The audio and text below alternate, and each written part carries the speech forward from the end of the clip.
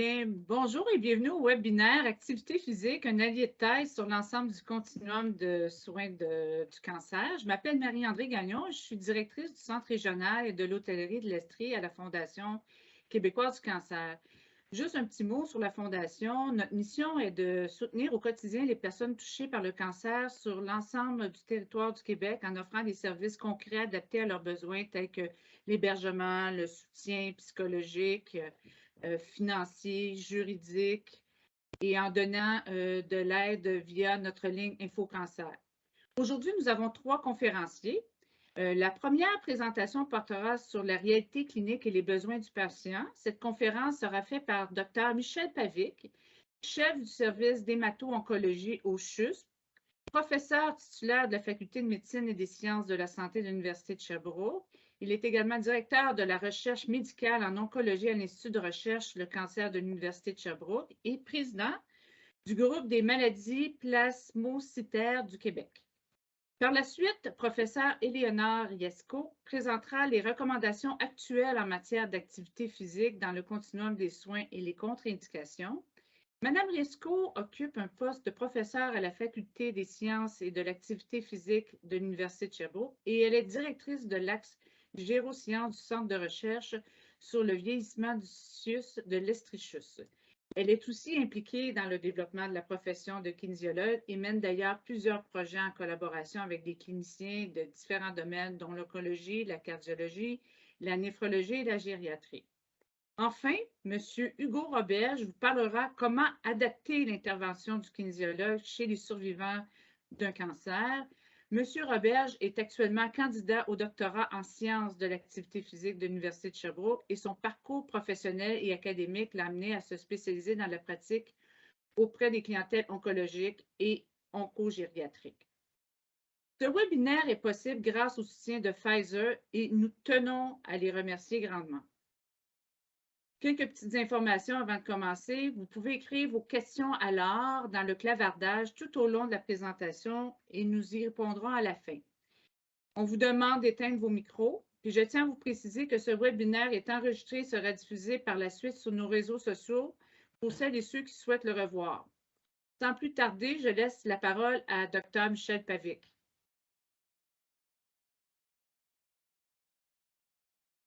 Bonjour tout le monde, je vais partager mon écran. Merci pour l'introduction.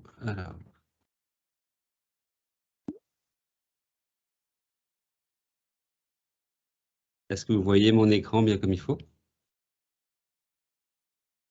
Non.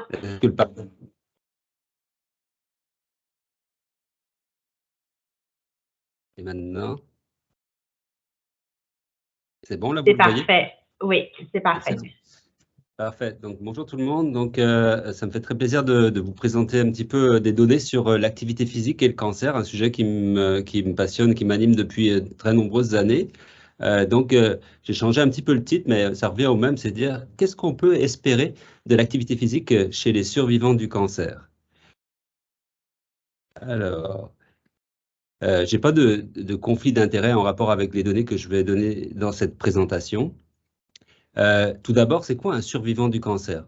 Le survivant du cancer, le National Cancer Institute le définit comme quelqu'un qui survit du cancer.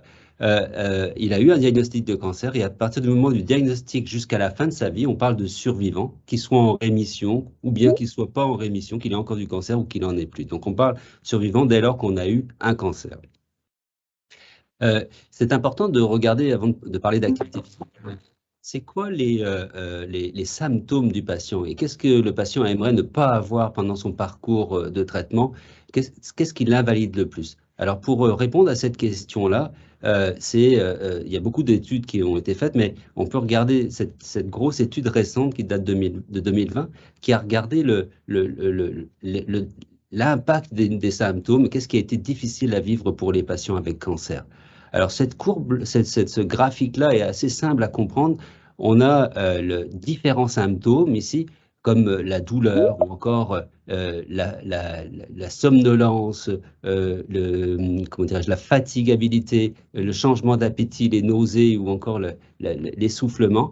Et on voit qu'il y a beaucoup de symptômes qui sont présents chez les patients atteints de cancer. Avec les petites couleurs, ça correspond au type de cancer qui sont étudiés. Et on voit que grosso modo, les patients, il y en a à peu près 30% qui ont de la fatigue, de la douleur, quel que soit le type de cancer. Il y en a à peu près 30 à 40% qui ont de la somnolence, à peu près 50 à 60% qui ont de la fatigue.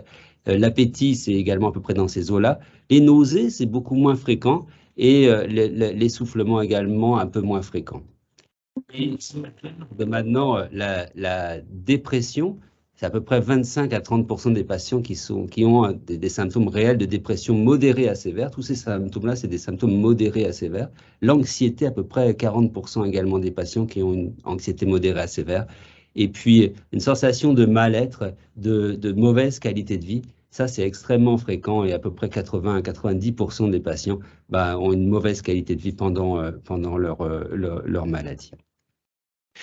Un symptôme qui est très, très prévalent, qui est très fréquent, c'est la fatigue. La fatigue, si on regarde, pratiquement tous les patients, à un moment donné de leur parcours de soins, vont dire qu'ils ont été fatigués, plus ou moins intensément et plus ou moins de façon prolongée. Et ça peut être dès le début de la maladie, c'est d'ailleurs un des symptômes de cancer, la fatigue, où ça peut s'intensifier dans les traitements, puis ça peut durer parfois longtemps, parfois plusieurs mois, voire plusieurs années après la fin des traitements. Donc, il ne faut pas être surpris de ça. Et c'est quoi la fatigue liée au cancer? C'est une fatigue qui est relativement différente, ou même très, très différente de la fatigue qui est une fatigue chez quelqu'un qui n'a pas de cancer. Alors ici, vous avez une définition que je ne vais pas vous dire, mais juste pour vous expliquer qu'une fatigue d'un patient qui a le cancer, c'est une fatigue qui survient alors que le patient n'a rien fait. Il n'a pas fait d'effort physique, il n'a pas eu de manque de sommeil, il est fatigué sans avoir rien demandé et il va rester fatigué même s'il essaie de se reposer. Et la sieste ou le sommeil ne sont pas réparateurs. Tout le contraire de ce qu'est une fatigue normale que lorsqu'on n'a pas le cancer. Donc une fatigue plus fréquente, qui arrive n'importe quand, sans facteur déclenchant et qui est très difficile à réparer et qui ne s'améliore pas avec le sommeil. Il y a énormément de causes de la fatigue, dont les traitements sont fatigants, le cancer lui-même est fatigant, la douleur c'est fatigant, des maladies, des problèmes associés, l'anémie, etc., la nutrition également, tous les médicaments qu'on prend autour du cancer. Mais ce qui est le plus important, qui explique le plus la fatigue, c'est le manque d'activité physique et d'exercice. Et en fait, tout se passe quand on a un diagnostic de cancer, comme si on devait se mettre au repos dans une bulle. Et ça, c'est très mauvais parce que très vite, on va perdre l'habitude à faire de l'exercice.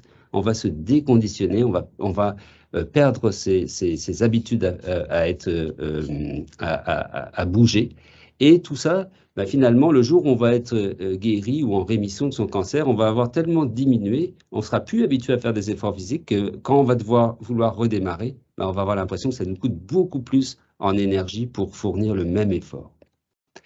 Alors, cette diapositive, certains d'entre vous l'ont peut-être déjà vue, mais elle résume un peu c'est quoi le risque de trop se reposer lorsqu'on a le cancer. Puis, on le sait, plus on se repose, plus on va être fatigué. Donc, il faut éviter de trop se reposer parce que ça n'améliore pas forcément le symptôme fatigue. Alors, je ne dis pas qu'il ne faut pas se reposer, mais il faut toujours essayer d'en faire un peu plus parce que c'est ça qui permet de garder ses muscles et garder son énergie. Lorsqu'on parle d'activité physique dans la population générale, en dehors de cancer, puis ça c'est sur votre gauche ici, tout le monde sait que l'activité physique c'est bon pour la forme, pour être en forme, pour avoir une meilleure respiration, une meilleure fonction cardiaque, une meilleure immunité, moins de problèmes d'infection, etc. Toute la tension artérielle, le poids, tout ça, ce sont des choses connues. Donc, quand on est soignant, ça ne sert à rien d'aller trop insister sur ces choses-là pour nos patients qui ont un cancer, parce que ça, ils le savent déjà. Par contre, ils ont besoin d'avoir plus des messages. C'est quoi, moi qui suis porteur d'un cancer, si je fais de l'activité physique, est-ce que je peux, est-ce que c'est dangereux ou pas? Puis est-ce que ça va m'apporter véritablement quelque chose de plus? Et effectivement, ici sur la droite, vous avez tout ce qui est prouvé pour améliorer les symptômes du patient atteint de cancer. Et c'est pour ça que je vous montrais au début de présentation les différents fardeaux de symptômes qu'avaient les patients. Et effectivement, en faisant de l'activité, c'est prouvé qu'on va diminuer la fatigue, augmenter l'énergie.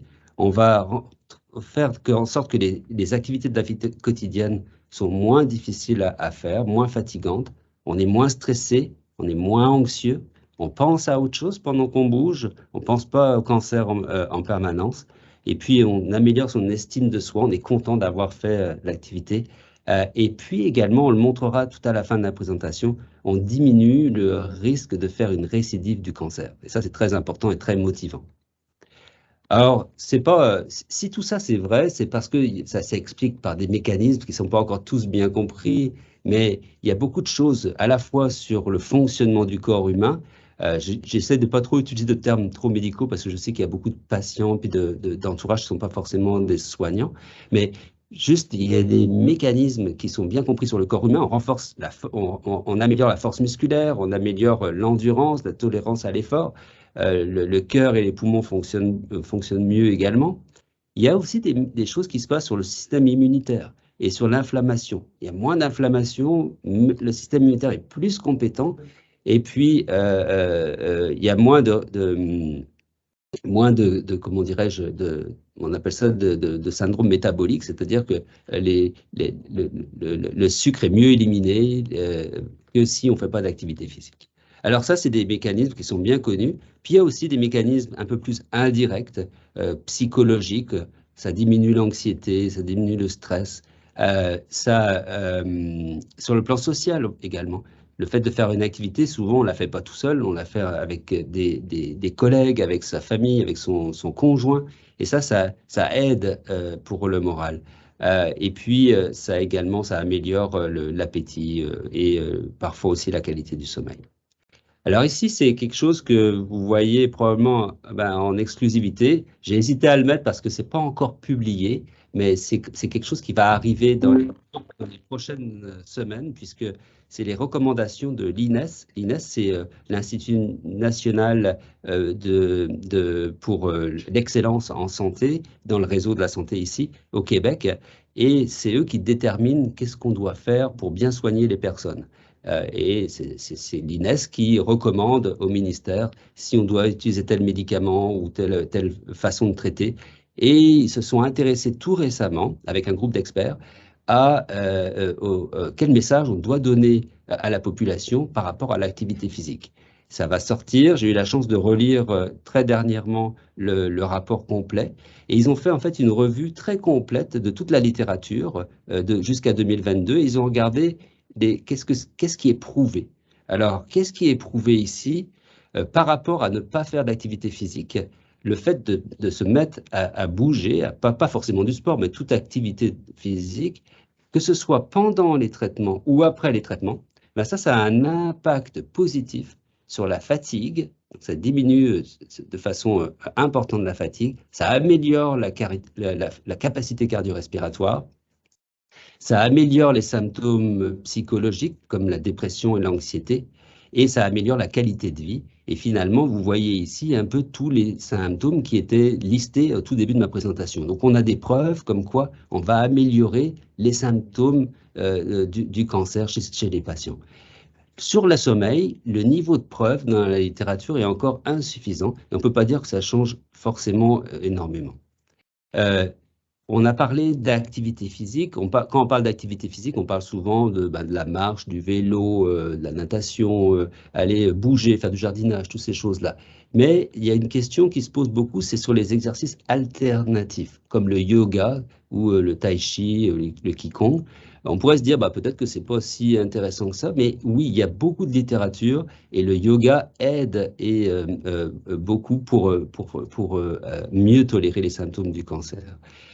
Et en comparaison avec les soins courants, l'activité physique alternative a un impact sur la fatigue, la qualité de vie et le sommeil, donc pour toute cette activité de yoga. C'est mieux lorsqu'on fait des programmes pas trop longs, parce que si on fait trop long, les patients vont tendance à pas rester dans le programme. Le plus souvent, c'est pratiquement tout le temps sécuritaire. Il y a toujours une activité physique qu'on peut faire sans risque. Donc, il faut simplement s'assurer avec son oncologue. On préfère des programmes d'entraînement supervisés, éventuellement associés avec de l'entraînement à domicile, mais c'est mieux d'avoir comme un coach, un kinésiologue. Mes collègues vont vous en parler tantôt. Donc, il faut toujours faire des choses qui sont agréables pour le patient. Il ne faut jamais que ce soit douloureux ou que ça coûte en énergie. Il faut que le patient ait du plaisir à le faire. Il faut que ce soit individualisé au patient. C'est vraiment, chaque patient doit avoir son propre programme. Ça doit être augmenté progressivement. Et puis, si possible, ça doit être tout au long du soin, dès le début de la prise en charge. Il ne faut pas attendre d'être très, très fatigué ou d'être très déconditionné pour mettre en route ça.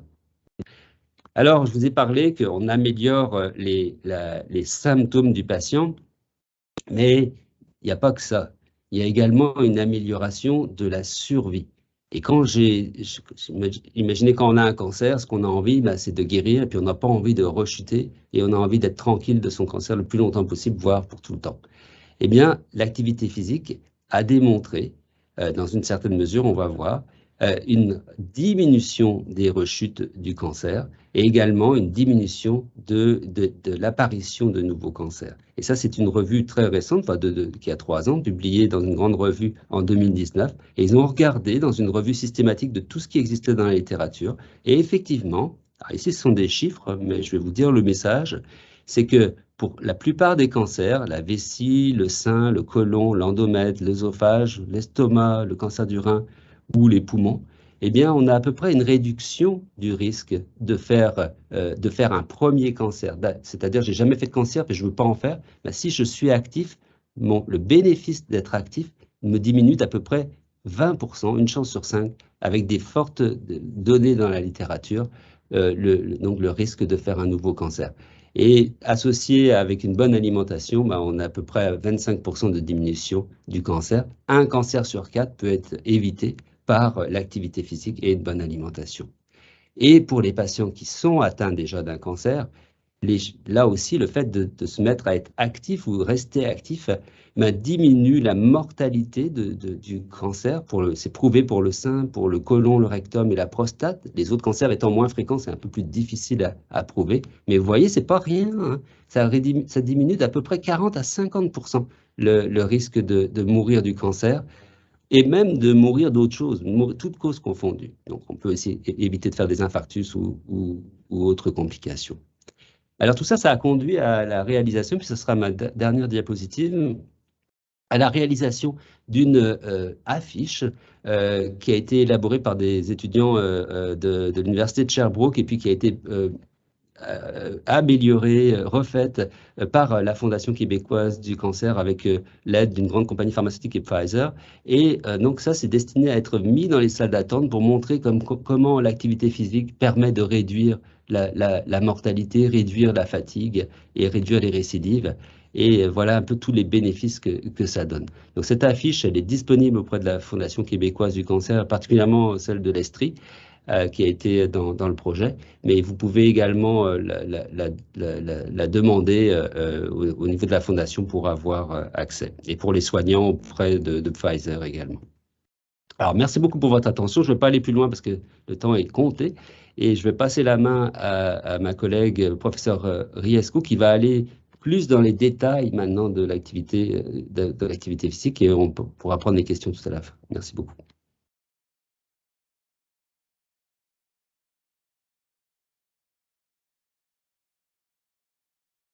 Merci, Michel. J'espère que vous m'entendez bien. Oui, c'est parfait. Et vous voyez bien mon écran aussi. J'imagine que oui.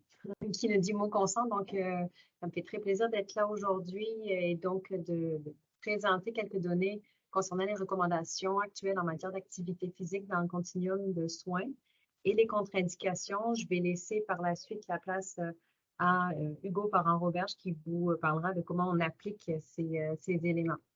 Deux objectifs dans la présentation, c'est de faire un état des lieux des recommandations actuelles, donc en matière d'activité physique, et de sensibiliser aux contre-indications qui sont basées sur des faits probants versus les principes de précaution à l'heure actuelle, parce qu'il y a certains contextes qu'on va suggérer de peut-être éviter de faire l'activité physique, mais plus dans un principe de précaution. On n'a pas nécessairement des contre-indications là-dessus à l'heure actuelle. Je trouve que c'est vraiment important peut-être de vous... en fait, je pense que Dr. Pavlik a très bien expliqué ce qu'on considère comme un survivant en contexte oncologique. Quand on tombe dans les recommandations en activité physique, Il y a une petite nuance, quand on regarde les différentes phases, donc c'est important pour moi de revenir sur les différentes étapes, en fait, qui peuvent apparaître dans je dirais, un continuum de soins. Il y a d'abord l'étape de préhabilitation. Après ça, on est pendant les traitements, post-traitement, et on va arriver en soins palliatifs lorsqu'il y a un cancer métastatique, mais il faut quand même se rappeler que ce terme-là ne veut pas dire qu'il reste peu de temps à la vie. Il peut y avoir, en fait, ça peut durer de nombreuses années qu'il y a des traitements pendant cette période-là.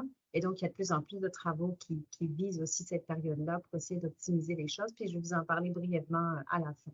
Et quand on regarde les différentes étapes, en préhabilitation, le but de l'activité physique, c'est vraiment la prévention des déficits et des complications qui pourraient se venir après la chirurgie. Puis c'est un petit peu de ça dont je vais vous parler après. Alors que quand on parle pendant les traitements et dans les années qui suivent l'arrêt des traitements, quand on a terminé, on parle de réduire ou de contrer les problématiques qui ont été associées au traitement. Et on va regarder ensemble un petit peu ce qu'il y en est. Alors que lorsqu'on parle d'un cancer métastatique avec des traitements qui sont vraiment sur une base beaucoup plus régulière, dans un contexte qui est un petit peu différent, là, on va viser en fait un maintien de la qualité. On va avoir une petite canne de tout, juste vous dire, c'est pratique. La distance, ça me permet de ne pas passer ça à personne, mais je suis encore un petit peu enrhumée. Excusez-moi de prendre quelques secondes pour boire. Alors, à la nuance de ce qui est actuellement défini comme étant la période de survivant. Quand on regarde les recommandations en matière d'activité physique, en fait, à l'heure actuelle, il en existe juste, je dirais, des grosses recommandations qui existent à l'heure actuelle, c'est vraiment pour des personnes qu'on considère comme des survivants, mais ça cible vraiment pendant les traitements et après les traitements. Donc, on n'est pas dans un contexte de soins palliatifs, puis on n'est pas dans un contexte de préhabilitation non plus. Donc, il faut juste quand même cibler ça, même si le contexte, le terme survivant ne peut pas dire nécessairement seulement ce qui est ici, comme l'a bien précisé, l'a bien présenté le Dr. Pell. Alors, juste peut-être pour distinguer, quand on parle de préhabilitation, puis en haut, vous avez une petite image pour vous permettre de suivre les différentes étapes dont je parle. Donc, quand on regarde la préhabilitation, on est vraiment plus dans la prévention des déclins, comme je vous le disais. Donc, l'objectif de la pratique d'activité physique à cet endroit-là, c'est de préparer au stress physiologique et anticiper. Il y a aussi des travaux en cours, notamment justement en collaboration avec Dr. Pavik, Hugo et moi-même.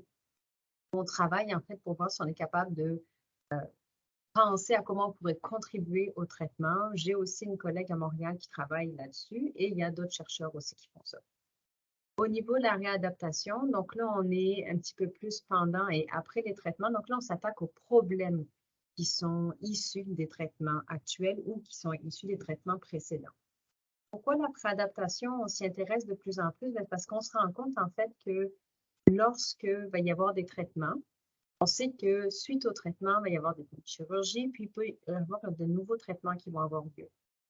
On sait qu'il va y avoir une diminution de la capacité cardio-respiratoire, un risque de complications post-opératoires, même de mortalité. Il y a de l'anxiété, de la détresse émotionnelle qui est très important dans cette période-là, puis donc une faible qualité de vie. Ce qu'on sait à l'heure actuelle, c'est que plus les personnes ont une capacité cardio-respiratoire puis une force importante avant, en fait, les traitements, moins ces éléments-là puis ces déclins-là vont être importants. Donc, en fait, on comprend très bien que de plus en plus de travaux essayent vraiment d'aller vers des programmes d'activité physique qui vont favoriser l'amélioration de ces composantes-là. Malheureusement, à l'heure actuelle, en fait, vous allez voir, on n'a pas nécessairement de gestion qui sont très fortement appuyées parce que, regardez, il y a quand même peu d'études dans le domaine. Et en fait, aujourd'hui, je vais particulièrement vous parler seulement des 10 études qui ont combiné l'entraînement musculaire et l'entraînement aérobie, parce qu'au niveau aérobie, on parle de 3 études et musculaire, une seule étude. On ne peut pas se permettre d'établir des recommandations sur ce manque en fait de littérature, mais on voit que ça s'en vient de plus en plus là-dedans. Donc, je vais vous parler de ce qu'on sait à l'heure actuelle, qu'est-ce qui a marché jusqu'à aujourd'hui. Donc, je vais vous parler de ces 10 études-là.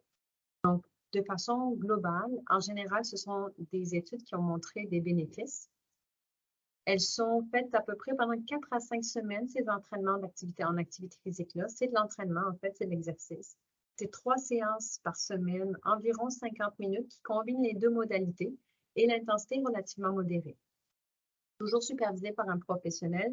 Puis c'est une période qui est importante parce qu'en fait, en fonction de l'évaluation initiale, on est capable peut-être de cibler puis d'optimiser et d'individualiser l'approche qu'on va choisir avec la personne qui vit en fait le diagnostic et qui est en attente d'une chirurgie. La bonne nouvelle, il n'y a pas d'événements indésirables modérés et sévères qui ont été rapportés dans la littérature, puis le CTCAE, c'est en fait une espèce de terminologie qui nous permet d'avoir des critères pour les événements indésirables. Donc, elles sont catégorisées en fonction de grade, donc de absent à très sévère. Et évidemment, on pourrait considérer un décès qui ferait partie évidemment de ces grades-là, qui serait un grade, si je me rappelle bien, 5. Donc ça, c'est une bonne nouvelle. Déjà, ça veut dire qu'à cette étape-là, il ne semble pas y avoir de risque important pour le patient. L'enjeu, c'est que souvent dans cette période-là, c'est une période, je dirais, je l'ai dit au début, là, de détresse puis de moments difficiles. Donc, il y a souvent un faible intérêt malgré tout ce qu'on sait puis les bénéfices. Le travail est encore présent. Il peut y avoir aussi des contre-indications, comme dans la population générale, et l'accessibilité est un enjeu à l'heure actuelle. Par contre, on sait qu'au niveau de la capacité physique, ces études-là ont montré qu'on améliorait la capacité sous-maximale. Chez des personnes qui sont fragiles au départ, donc plus âgées, on voyait aussi qu'on a, en fait, on ne voyait pas nécessairement d'impact sur la complication dans les 30 jours qui suivaient le post-opératoire. Par contre, cette étude-là, ce qu'elle dit, c'est qu'il faut faire attention, on est vraiment dans des populations qui étaient déjà fragiles initialement.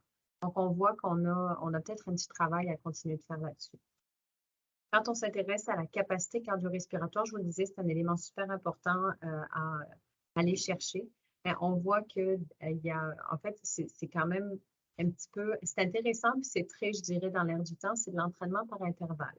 Donc, on sort un petit peu des 10 études qu'on a eues avant, puis on voit qu'il y a quand même quelques études qui sont intéressées à regarder, est-ce qu'on peut faire l'entraînement par intervalle à haute intensité avant la chirurgie, puis est-ce qu'on a des gains à ça? Puis on voit en fait que l'amélioration de la capacité cardio-respiratoire que vous voyez ici avec le VO2 pic est vraiment importante. Donc, on voit qu'il y a quelques études qui semblent, bon, je dirais pointer dans ce sens-là, mais on va attendre avant de se permettre de faire des recommandations.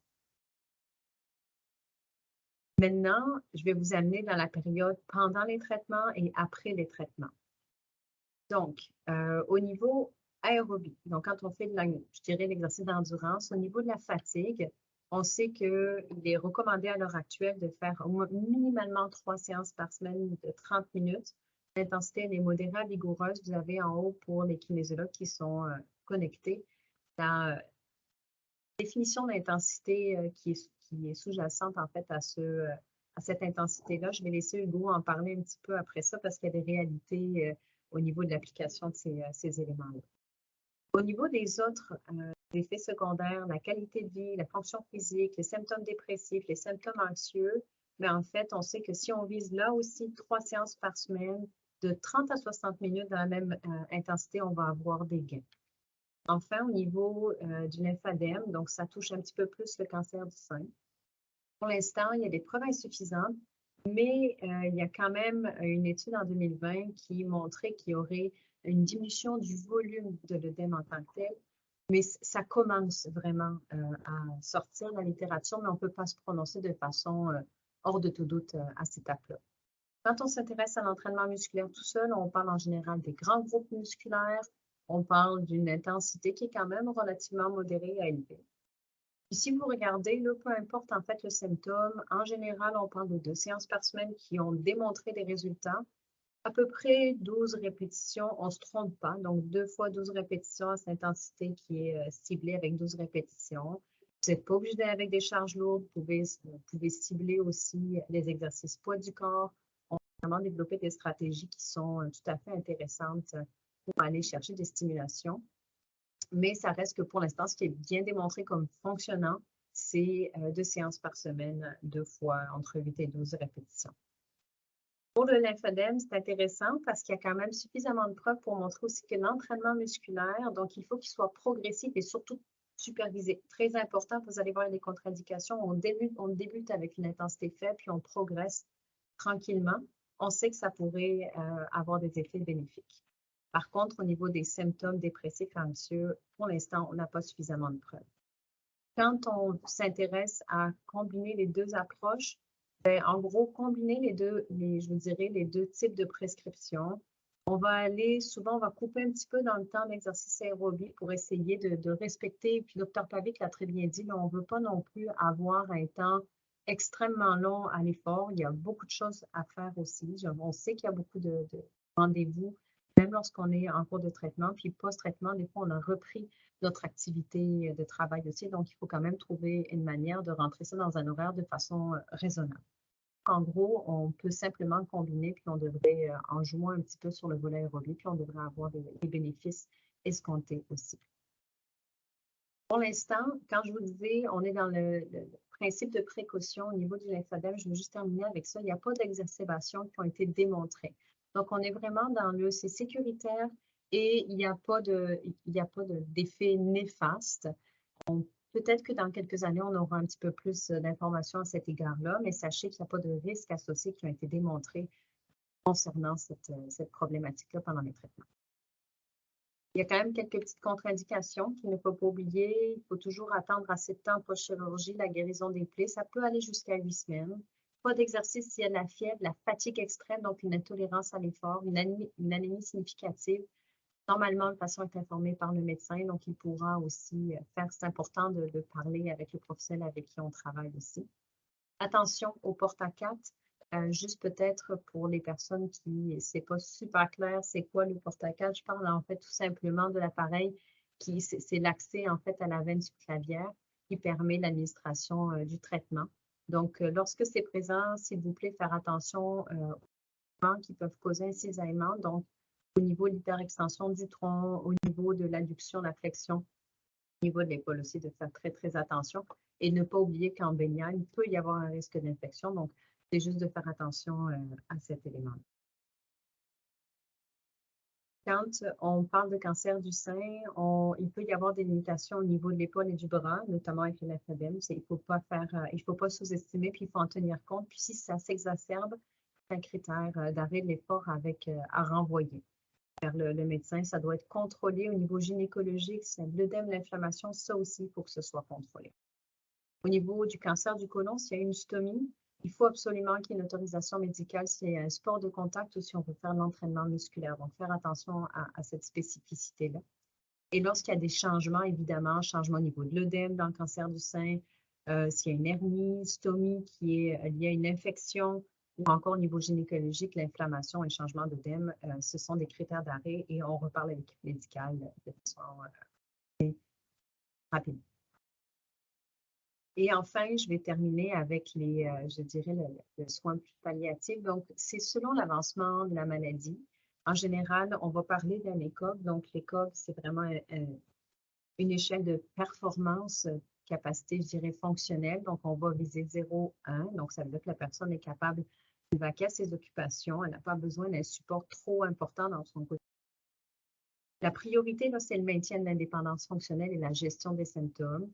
On sait que dans ce contexte-là, il a été montré que l'activité physique là, va permettre, puis l'intensité modérée va permettre de réduire la fatigue, d'améliorer la qualité de vie et de maintenir la fonction physique.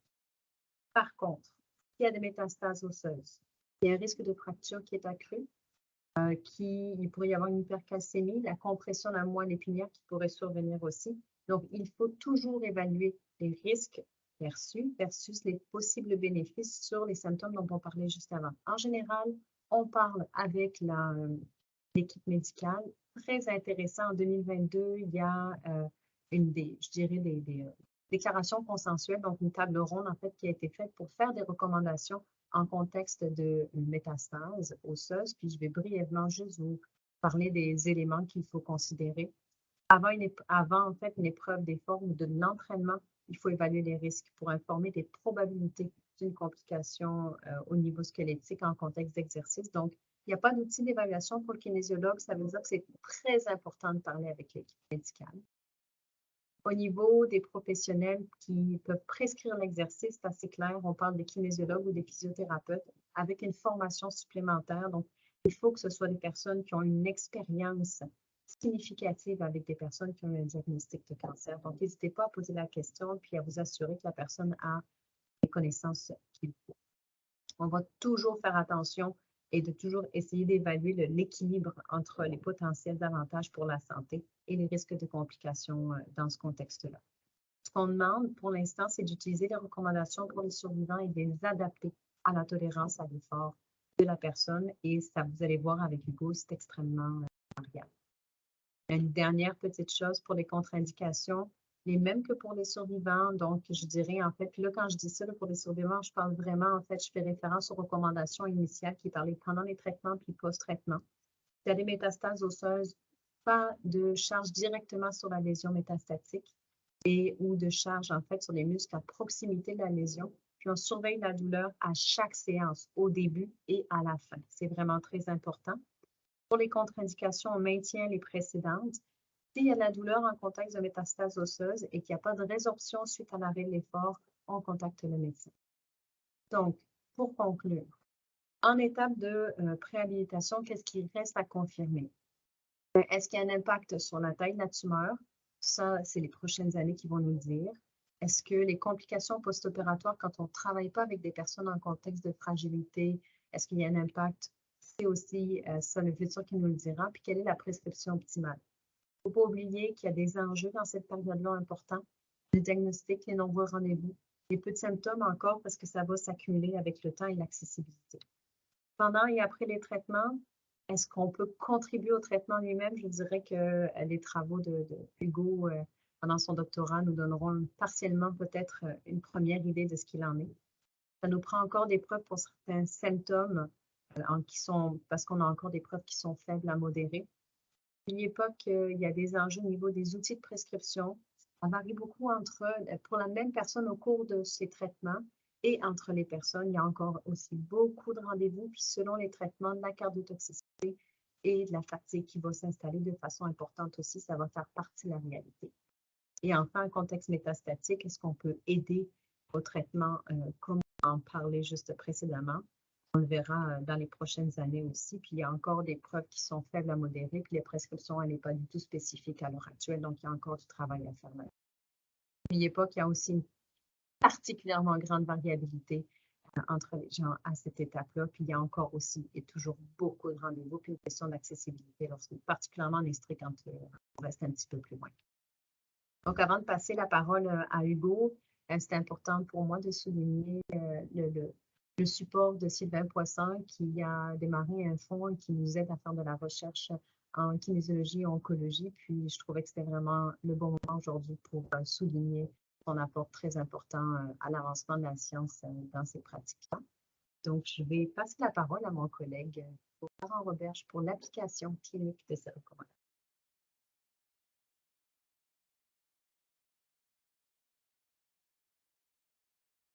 Merci Eleonore. Je vais partager mon écran à mon...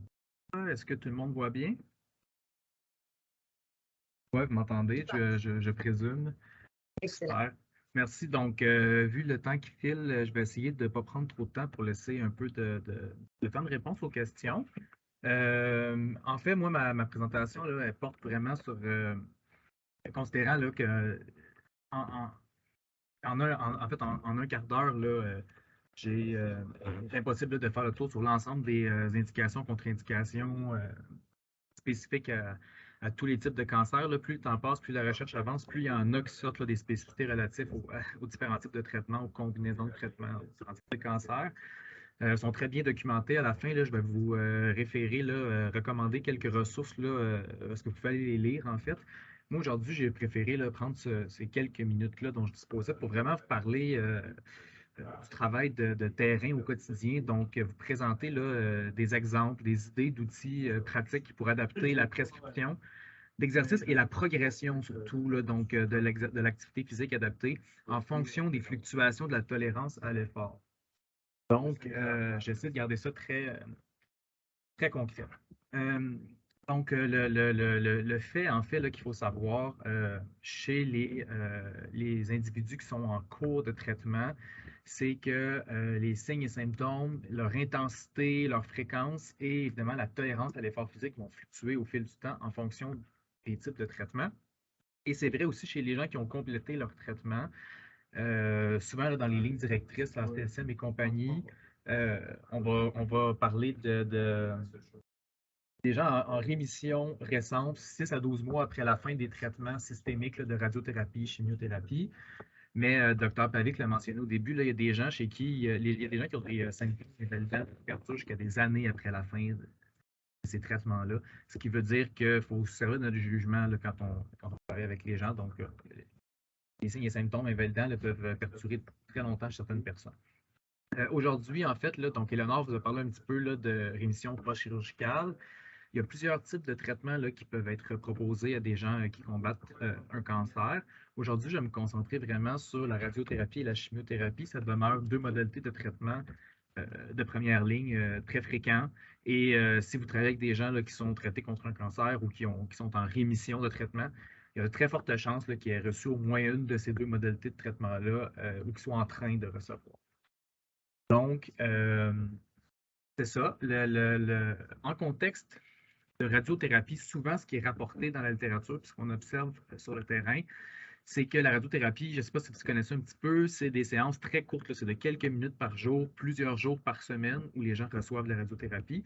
Et souvent, c'est que d'une semaine à l'autre, ici, on le voit sur le graphique, là, cancer du sein et de la prostate, le nombre de jours fatigués, donc l'intensité et la durée des symptômes va s'installer graduellement au fil des semaines de radiothérapie et va, on l'espère, à un rythme différent pour tous, mais va rediminuer là, graduellement dans les semaines suivant la fin d'une radiothérapie.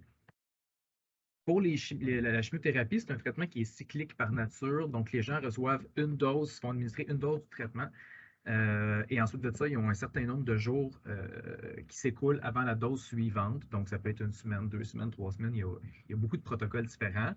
Ceci dit, donc, on voit des symptômes là, qui ont tendance à évoluer suivant ce schéma-là. Donc, souvent, lorsque les gens reçoivent les lignes pointillées représentent l'administration d'une dose de chimiothérapie, il y a tendance à avoir une exacerbation des symptômes, principalement la fatigue, mais d'autres symptômes aussi, dans les quelques jours qui suivent le traitement.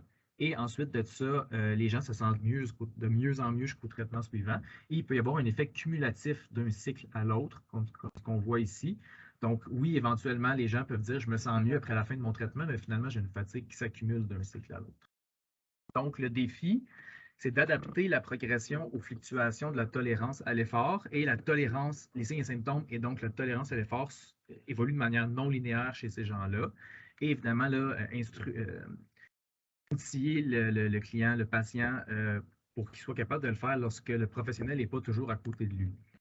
Et moi, je vous présente rapidement, c'est pas les pas à bonne place, mais je vous présente rapidement là, quelques outils pour se faire pendant et en rémission de traitement, ce type de traitement-là. Donc, ceux qui sont listés ici, là, je vais passer rapidement à travers. Déjà, un petit mot sur l'évaluation initiale. Je vais quand même revenir là-dessus. Ça fait partie des lignes directrices, puis c'est important d'évaluer la tolérance à l'effort. Les survivants d'un cancer en cours ou ayant reçu des traitements systémiques doivent être considérés à risque cardio-respiratoire accru. Il ne faut pas oublier que la majorité vont également avoir d'autres facteurs de risque de maladies cardiovasculaires. Donc, on peut penser à l'âge, les comorbidités. Et par conséquent, il est recommandé d'évaluer la réponse à l'effort d'intensité au moins équivalente à ce qui sera prescrit. Puis on comprend que c'est progressif, l'intensité et la durée de l'activité physique. Mais lorsqu'on débute, si vous voulez proposer aux gens d'évaluer une certaine intensité, on doit évaluer ça. Donc, évaluer, et vous allez voir que c'est très utile par la suite. Donc, savoir comment la perception de l'effort, la fréquence cardiaque, donc les signes vitaux évoluent avant, pendant, après un effort, et les signes et symptômes aussi qui peuvent limiter l'effort. Donc, on tombe là chez des populations chez qui souvent l'activité physique, elle est, en bon français, symptom limited. Donc, on va s'ajuster aux signes et symptômes. Et donc, il y a plusieurs tests sous-maximaux par palier là, qui sont particulièrement adaptés. J'ai mis quelques références ici. Ce sont les ressources dont vous disposez et ça peut être des références intéressantes. Lors de l'évaluation initiale, en fait, ce qui est important, c'est de comprendre ce que la personne vit ou a vécu ou s'apprête à vivre. Donc, lors de l'évaluation initiale, là, il existe, voyez-vous ici, ça c'est une référence à votre droite, là, qui a une dizaine d'années. C'était un ouvrage de l'ACSM qui s'adressait aux personnes qui travaillent avec des survivants d'un cancer avant ou après les traitements. Et il y a énormément de ressources là-dedans, très pratico-pratiques, même si certaines données scientifiques datent un peu, là, ça a une dizaine d'années. Tous les outils pratiques là, qui sont proposés là-dedans sont encore tout à fait pertinents.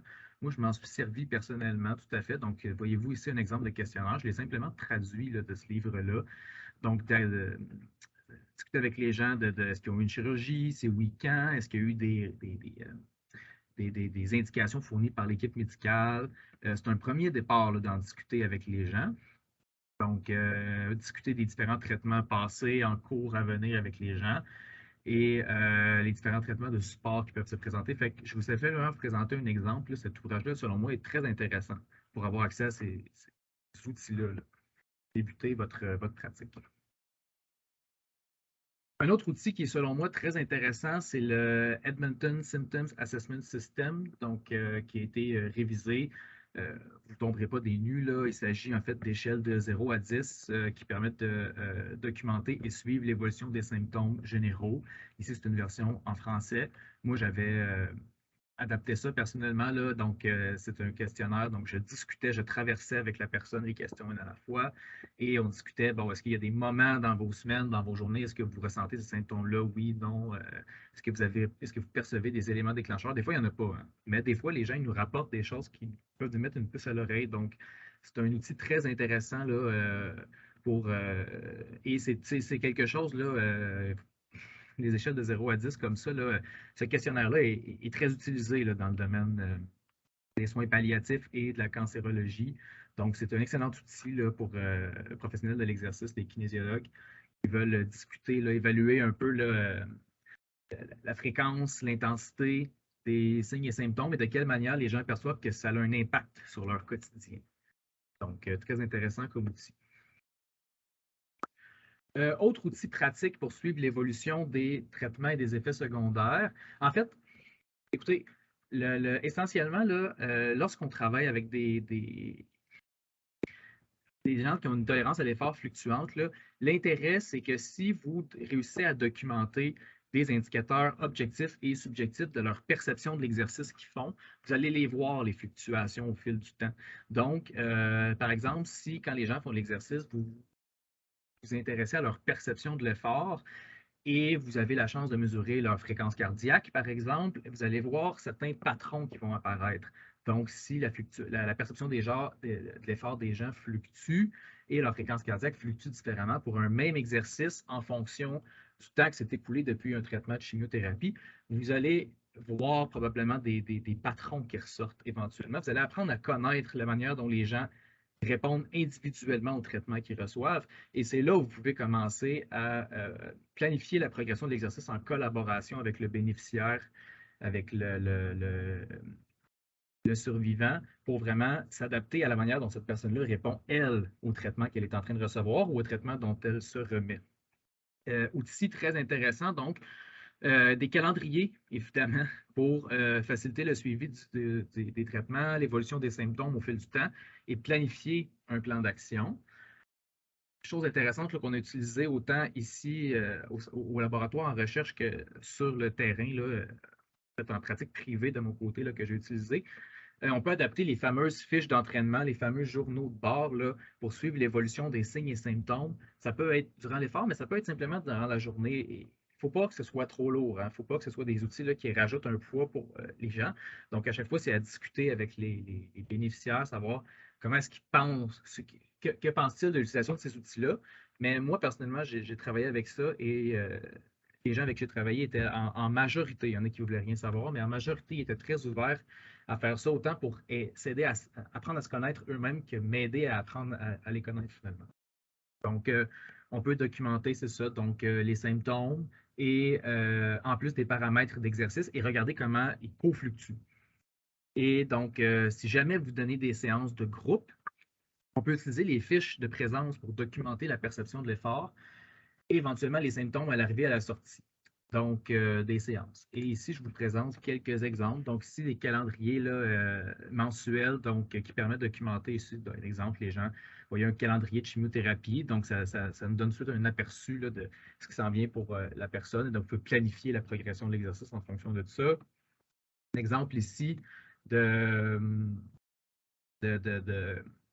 journal d'entraînement où la personne elle indiquait, donc j'ai vraiment déjà vu ça, là, les journaux d'entraînement où on indique à la personne l'activité physique qu'elle va faire et la personne, ben, en bas, elle documentait donc comment elle se sentait sur des échelles de 1 à 10 simplement, qu'est-ce que la personne a fait et ça aide beaucoup à comprendre comment évoluer finalement la personne.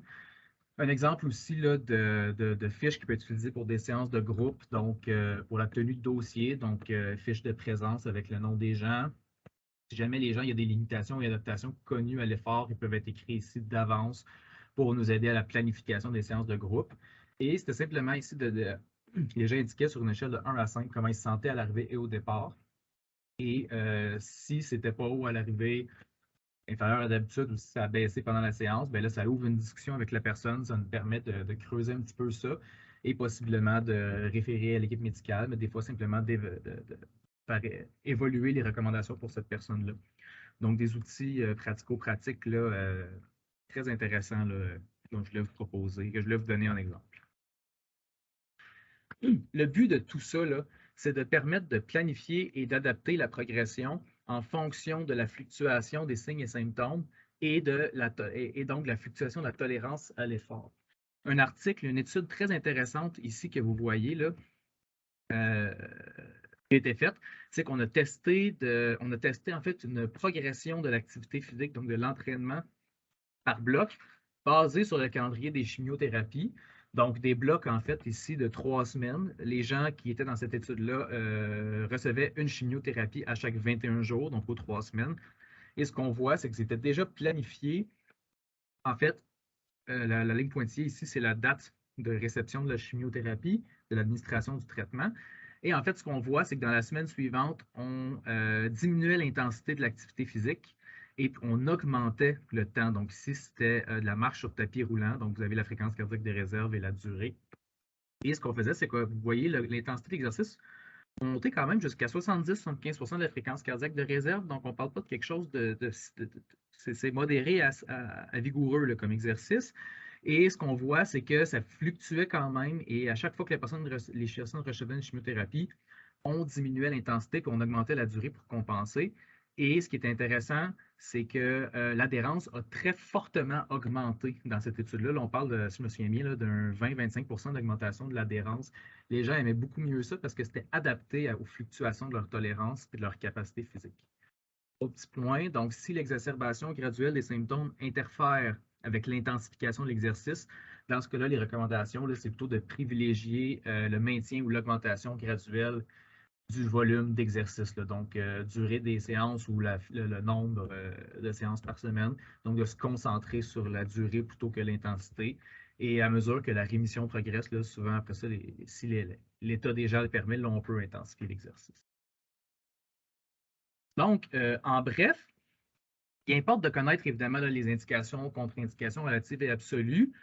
Elles sont toutes très bien documentées. Je vais vous présenter quelques ressources à ma dernière diapo qui est la suivante.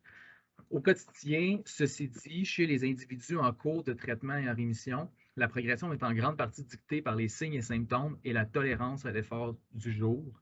Et les outils que je vous ai présentés, là, c'est quelques exemples là, qui nous permettent de documenter l'évolution des signes et symptômes et comment les gens répondent à différents types d'efforts, durée, intensité, fréquence, de manière à mieux planifier la progression et les objectifs de manière adaptée à chaque individu, qui augmente grandement l'adhérence et le plaisir, comme je vous l'ai présenté dans l'étude précédente. Donc voilà, je termine là-dessus. Donc, quelques ressources intéressantes pour vous. Le livre de la CSM que je vous ai présenté. Ça faisait partie de la diapositive d'Éléonore. Donc, la dernière table ronde là, qui présente les recommandations d'exercice pour les survivants d'un cancer, qui est très récente, là, qui a 2-3 ans, je crois. Et un livre, en fait, là, qui a été publié au Québec par les presses des universités du Québec. Et donc, guide d'intervention en activité physique adaptée à l'intention des kinésiologues, qui a un chapitre qui porte là-dessus. Donc, voilà, le temps a filé, donc je termine là-dessus de mon côté. Donc, merci beaucoup de votre écoute. Excellent, ben, merci beaucoup. Je tiens à remercier tous les conférenciers, conférencières pour leur présentation très intéressante. Merci énormément. On va passer à la période des questions-réponses. Ça va être très, très vite. Comme vous voyez, on est un petit peu coincé dans le temps. Alors, sans plus tarder, j'ai une question d'Agnès qui me dit « Je suis une patiente du CHU de Sherbrooke et je suis surprise que personne ne m'ait parlé d'activité physique alors que j'ai commencé mes traitements.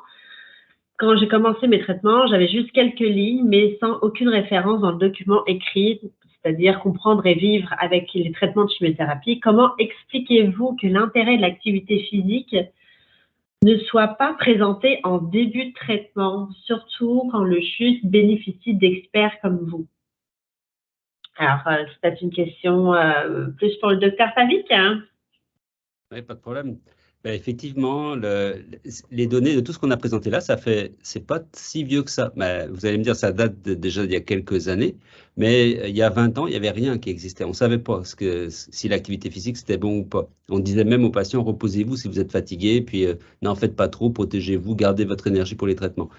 C'est quand même assez récent qu'on a le message inverse. Donc avant, on nuisait aux patients. Aujourd'hui, en leur disant de se reposer, aujourd'hui, on leur dit, vous reposez pas trop.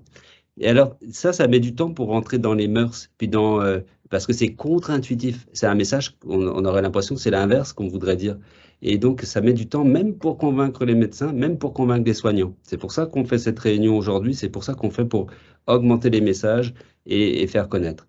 Alors, effectivement, on a du travail à faire et on doit faire passer les messages plus tôt dans le parcours de soins. Pourquoi on ne le fait pas ou pourquoi on a de la difficulté à le faire? Tout simplement, c'est parce qu'on n'a pas beaucoup de ressources derrière.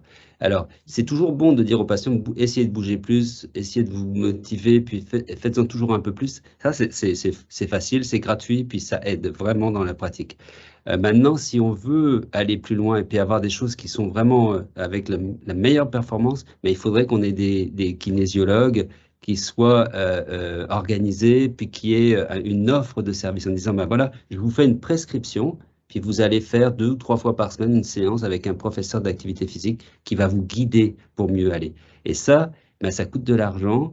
Il n'y a pas encore de financement là-dessus, puis ça répond à une autre question aussi.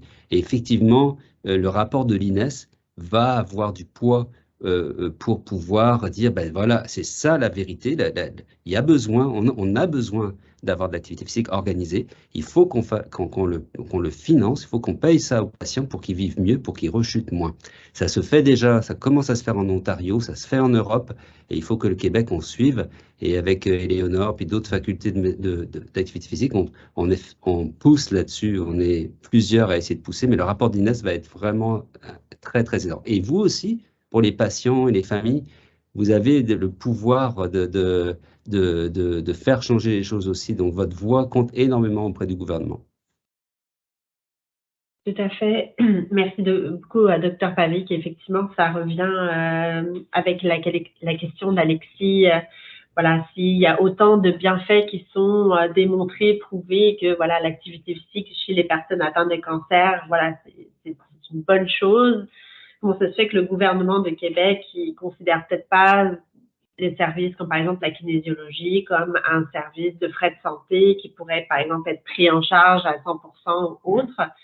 Et effectivement, comme le disait le Dr Pavlik, on a encore du travail à faire de ce côté-là, effectivement, au niveau des instances du réseau de la santé, puis aussi tout ce qui va découler, et là je parle au nom de la Fondation québécoise du cancer, d'autres organismes. Nous offrons aussi on travaille beaucoup en collaboration avec le réseau de la santé et aussi avec le ministère de la Santé pour justement pouvoir donner aux patients des services gratuits, notamment comme la kinésiologie, par exemple, où il n'y a pas besoin de demande de remboursement, c'est gratuit d'emblée. J'ai une question pour le professeur Riesco. Donc, vous êtes professeur à l'université et enseignez, entre autres, à de futurs kinésiologues. Croyez-vous que la formation de baccalauréat actuelle aborde suffisamment les recommandations et la prescription d'exercices précises à des populations spécifiques telles que les personnes atteintes de cancer? Je vais faire une réponse courte ou une réponse longue. Je considère que pour l'instant, un kinésiologue qui sort avec un baccalauréat et qui n'a pas eu de formation ajoutée en fait à sa formation et peut-être pas encore été assez exposé aux caractéristiques spécifiques de cette population-là, c'est vraiment complexe. Puis ça demande aussi d'avoir accumulé beaucoup d'expérience. Fait que j'aurais tendance à suggérer de suivre une formation. Puis je veux peut-être aussi clarifier qu'on ne parle pas de formation là aujourd'hui à midi, là, entre midi et 1 heure. Là. Quand je parle de formation, je parle de quelque chose d'un peu plus conséquent. Donc, je pense que ça, c'est quand même important de le souligner. La formation en kinésiologie donne des bases. C'est certain que quand on parle de personnes après ça qui ont accumulé beaucoup d'expérience, qui ont eu des opportunités, bien ça compte aussi. L'expérience, il ne faut pas du tout la négliger. Puis en fait, c'est cette expérience-là, justement, qui va permettre aux kinésiologues d'être capables de, justement, bien prendre en charge. Après, pour l'instant, à l'heure actuelle, il n'existe pas je dirais, de forfait de formation. Fait qu'on travaille là-dessus avec justement Dr. Pavlik en parlait, là, ma collègue Isabelle Doré à l'Université de Montréal. On a décidé de se voir au mois de décembre pour commencer à planifier en fait une trousse de formation qui existe dans l'Ouest canadien.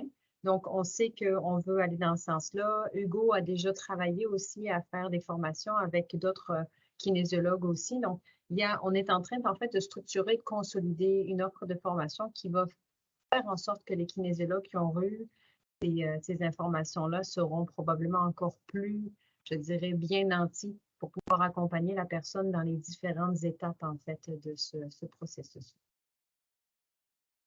Excellent, merci. J'ai une dernière question. Une question très spécifique concernant le post-traitement, concernant l'activité physique en haute altitude. Est-ce qu'on a des données à ce sujet et plus spécifiquement sur la présence ou non de contre-indications? Est-ce que tu veux y aller, Michel ou Hugo? J'ai fait un micro-tour, mais je ne sais pas au niveau des contre-indications médicales. Je pense que c'est vraiment une question ultra spécifique et puis je pense ça dépend énormément de la condition du patient il n'y a pas de contre-indication générale à aller faire de l'activité en altitude, mais comme le disait Hugo tout à l'heure dans sa présentation, je crois, il y a des manifestations cardio-respiratoires chez la majorité des patients. Donc leur capacité cardio-respiratoire est souvent amoindrie. Qu'est-ce que ça sous-entend? Ça veut dire que le besoin en oxygène, c'est plus difficile à aller chercher. Donc, si tu montes beaucoup en altitude, forcément, ton ressenti pour faire le même exercice physique, ça va te coûter plus et tu vas peut-être avoir moins de plaisir à faire ton activité physique, moins de capacité. Donc, il n'y a pas une contre-indication, mais il faut quand même le faire de façon progressive et puis poser la question à son oncologue, je pense. Parfait, excellent, merci. On va arrêter la période des questions parce que le temps file. Petite parenthèse pour Moliane qui nous pose une question peut-être un peu plus personnelle, médicale. Moliane, si vous voulez, vous pourrez revoir notre webinaire. Et puis justement, Monsieur Parent, Roberge, montre bien dans l'une de ces diapositives qu'est-ce qu'il faut faire ou pas. Mais encore une fois, demandez toujours l'avis à votre médecin. Hein, c'est toujours votre médecin ou votre IPO qui vont pouvoir répondre au mieux à ces questions bien spécifiques concernant votre état de santé, puis qu'est-ce que vous voulez faire ou pas comme activité physique. Alors, si je peux juste me permettre, oui. Ça concerne beaucoup de monde, juste un petit mot très simple pour le porte-4, parce que vous êtes très nombreux à en avoir, c'est pas compliqué. Tous les mouvements qui sont en dessous de l'épaule, il y a un problème, vous pouvez les faire. Tous les mouvements qui font des mouvements au-dessus de l'épaule, et notamment le crawl ou les tractions, ces mouvements-là, c'est pas bon, ça cisaille. Mais tout le reste, tout ce qui est en dessous, jogger, marcher, bouger avec le reste des bras, il n'y a aucun problème. Même des poids comme ça, il n'y a pas de problème non plus. Bon, voilà. Super. Si je peux ajouter quelque chose très rapidement dans un projet de recherche qu'on a fait ici au laboratoire, les gens ils faisaient des push-ups au mur et des tirades et on restait à l'intérieur. Donc, restait à l'intérieur. Il n'y avait aucune abduction à l'épaule au-dessus, donc de 90 degrés. On ne dépassait pas. Il n'y avait aucune hyperextension du coude, donc derrière le tronc. Puis il n'y a jamais, jamais, jamais eu de problème. C'est ça les recommandations. Donc, on peut le faire, flexion-extension, tant que ça demeure là, en avant du corps, puis pas au-dessus de l'épaule. Super, ben merci énormément pour vos questions et réponses. On va maintenant terminer notre webinaire. Sachez que je vais vous envoyer sous peu un courriel avec évidemment le lien pour la vidéo. Comme ça, vous pourrez la revoir si vous le souhaitez ou même la partager. Et puis, je vais vous envoyer aussi un petit court sondage pour recueillir vos commentaires. Et je laisse la parole à Madame Gagnon. Oui, bien, juste un petit mot pour terminer, pour remercier encore nos conférenciers pour ces présentations fort intéressantes. Donc, c'est ce que je voulais dire. Puis merci aussi à tous ceux qui ont assisté à ce webinaire. Merci. Bonne journée à vous. Merci, au revoir. Bonne journée à tous. Au revoir. Au revoir.